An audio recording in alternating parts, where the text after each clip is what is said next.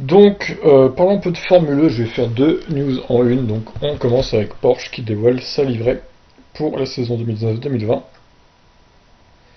Très joli livret, hein, donc. La voiture s'appelle la 99X électrique. Elle a été dévoilée donc fin août. Donc, ainsi, c'est une livrée associant blanc, noir et rouge, carburant le bolide. Fidèle à l'identité visuelle de la marque, en sport automobile, il est baptisé 99X électrique et ce n'est pas un hasard.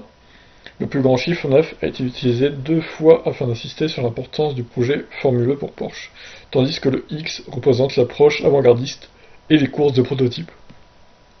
Ouais, c'est un peu tiré par les cheveux, la dénomination, mais bon, pourquoi pas.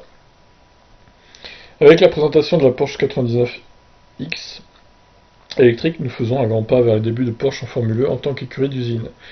Je suis vraiment fier de notre équipe qui a démontré un très grand dévouement pour le projet Formule 1. Je suis désormais impatient de voir la Porsche 99X électrique en piste. Donc voilà quelques photos hein, de cette petite Porsche de course en Formule 1. Très joli livret d'ailleurs, c'est à signaler. Avec le sponsor Vodafone qui me rappelle un peu l'époque McLaren, hein, 2008 à 2012, voire 2013 du coup. Ça ne rajeunit pas tout ça.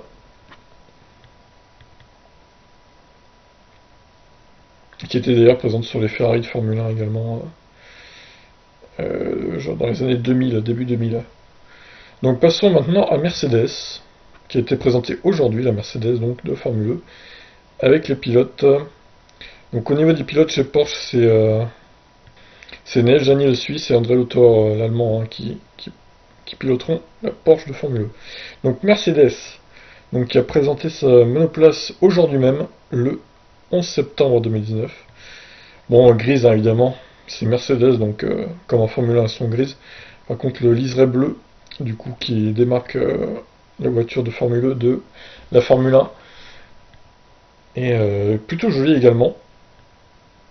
Plutôt très très jolie cette Formule 1, avec un sponsor Vestas. Je sais pas ce que c'est que ce sponsor, si vous connaissez. Bon, j'ai pas fait de recherche sur Google, je pense que sur Google on peut trouver. Donc les pilotes ce seront Stoffel van Dorn le belge, et Nick De Vries qui est actuellement en Formule 2 et qui est en tête du championnat largement d'ailleurs. Donc je sais pas trop ce qu'il vaut lui, et ça fait sa troisième saison de F2, donc bon. Normal, un peu normal qu'ils soient en tête du championnat, vu que les autres, bon, ils en ont pas fait autant de saisons, vous allez me dire. Alors donc, l'équipe Mercedes qui rejoint la Formule 1 hein, pour la saison 2019 et 2020, aux côtés de Porsche notamment. Côté couleur, pas de surprise, ce sont bien deux flèches d'argent qui sont en départ des e-prix pour la saison 2019-2020.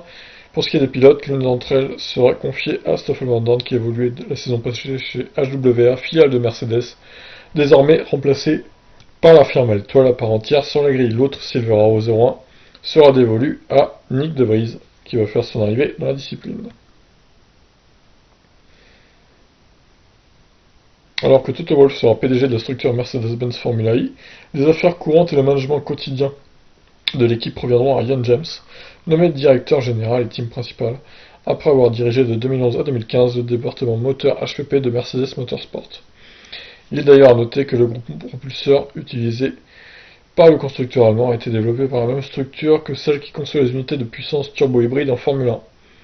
HWA prendra en charge l'assemblage ainsi que l'exploitation en piste des monoplaces tout en recevant un soutien logistique de l'écurie F1 basé à Brackley. Bon, c'est un bon programme, en tout cas, ils ont tout pour gagner, hein. Également en Formule 1. En Formule 1, ils dominent la saison 2019, donc à voir s'ils arriveront à faire de même en Formule 1. Mercedes a désormais jusqu'à la fin du mois d'octobre pour faire homologuer son groupe autopropulseur par la FIA. Dans la foulée, les premiers essais officiels prévus à Valence le mois prochain. Les tests privés ont depuis déjà eu lieu, notamment sur les circuits de Varano en Italie et Majorque en Espagne. Outre Van Dorn et De Vries, Gary Paffett a participé à ces tests et devrait rester impliqué dans la structure d'une manière ou d'une autre.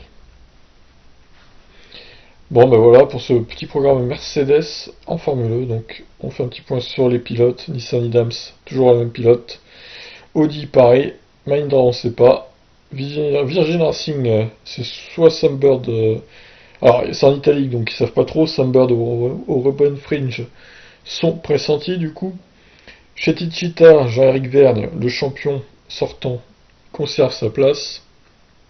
Et Antonio Félix da Costa sera peut-être à ses côtés. Chez Dragon Racing, Brandon Hartley. Jaguar Agneau, on ne sait pas. Venturi, Felipe Massa, Rossigne. Eduardo Mortara, pressenti. BM, Maximilian Gunther et son équipier, on ne sait pas. Et donc, chez Mercedes, Stoffel van der Dink de Vries. Et chez Porsche, André Lauterer, Neil Gianni. Voilà pour le petit point Formule E. Ça va être intéressant à suivre avec tous ces constructeurs. Vous voyez, il y a déjà Jaguar, il y a déjà Mercedes, il y a déjà BMW, il y a déjà Porsche, NIO qui est un constructeur chinois aussi. Bon, il y a DS également associé avec Techeetah. Et Audi également, et Nissan. Beaucoup de constructeurs quand même. Ça fait quand même 8 constructeurs de renom. Et c'est pas mal. Franchement, c'est une bonne chose pour la Formule E qui tend à se développer d'une manière assez impressionnante. Sur ce, je vous laisse, n'hésitez pas à réagir. Ciao.